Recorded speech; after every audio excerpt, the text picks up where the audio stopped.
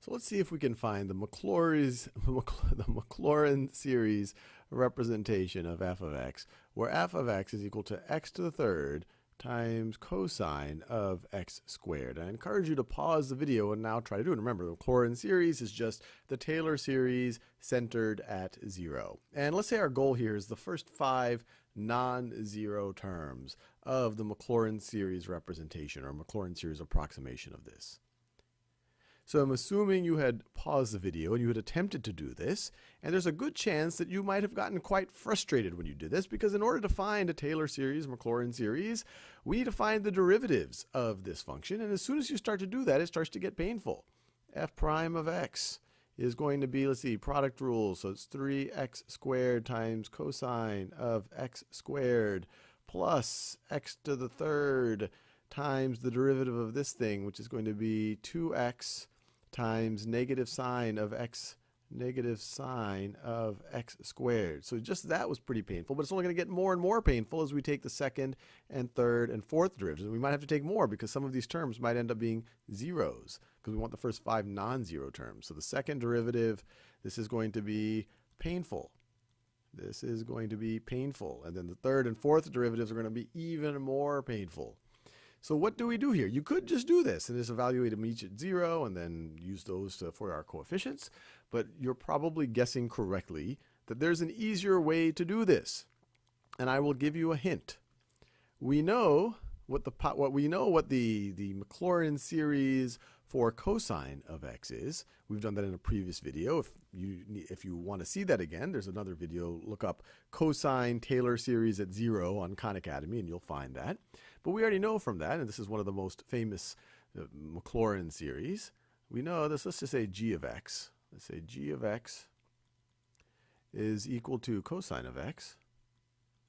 Well, we know what this is like.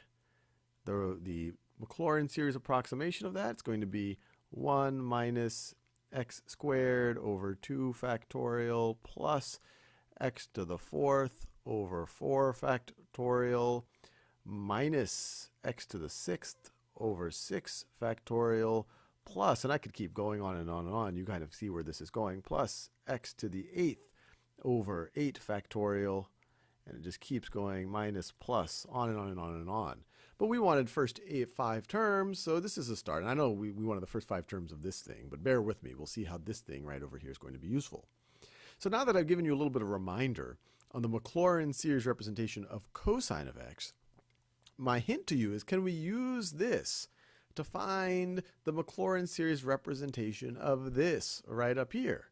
And remember, all this is x to the third times, and I'm just rereading it for you, this is x to the third times g of x squared.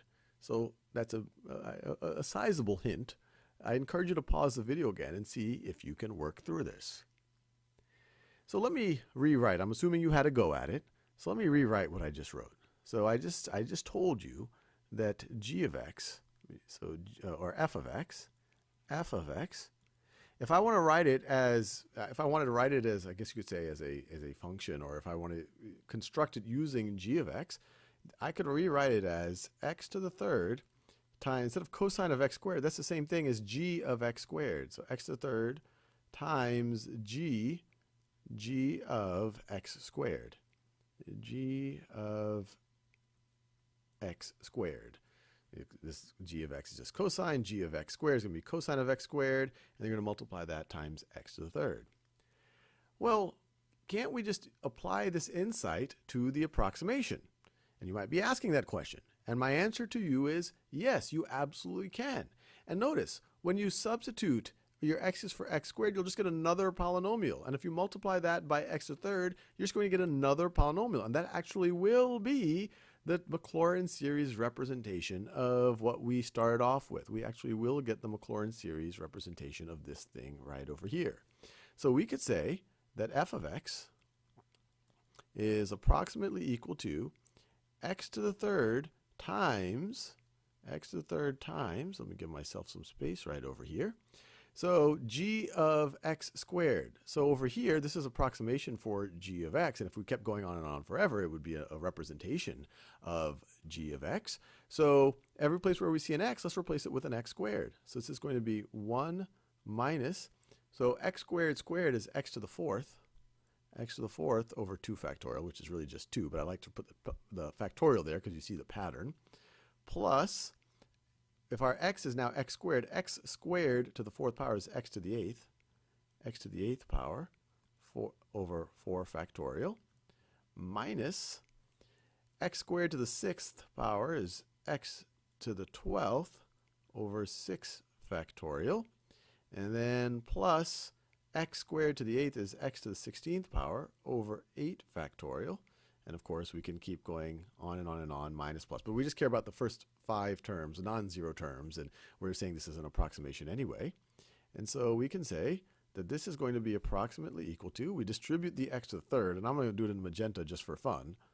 So distribute the x to the third, we get x to the third minus x to the 7th over 2 factorial plus x to the 11th over 4 factorial minus x to the 15th over 6 factorial plus x to the 19th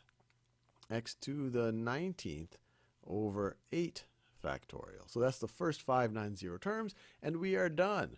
And when you actually see what we got, you realize it would have taken you forever to do this by, I guess you could say, by brute force, because you would have had to find the 19th derivative of all of this madness. But when you realize that, hey, gee, if I can just re-express this function as essentially an x to a power times something that I know the Maclaurin series of, especially, well, if you view it this way, if I can rewrite, let me say it in a less confusing way. If I can rewrite my function so it is equal to some, actually I can even throw a coefficient here. If it's equal to some ax to the n power times some function, let me do this in a new color, times, do it purple, times g of bx to some other power, where I can fairly easily, without too much computation, maybe I already even know, if I know the Maclaurin series representation of g of x, if I know what g of x is going to be, then I can do exactly what I did just in this video. I find the Maclaurin series representation for g. Every place where I saw an x, I replace it with what I have over here, the bx to the m power, where m is some exponent. That will give me another polynomial, another power series. And then I multiply it times ax to the n, and that's going to, once again, give me another power series. And that will be the power series for my original function. Very exciting.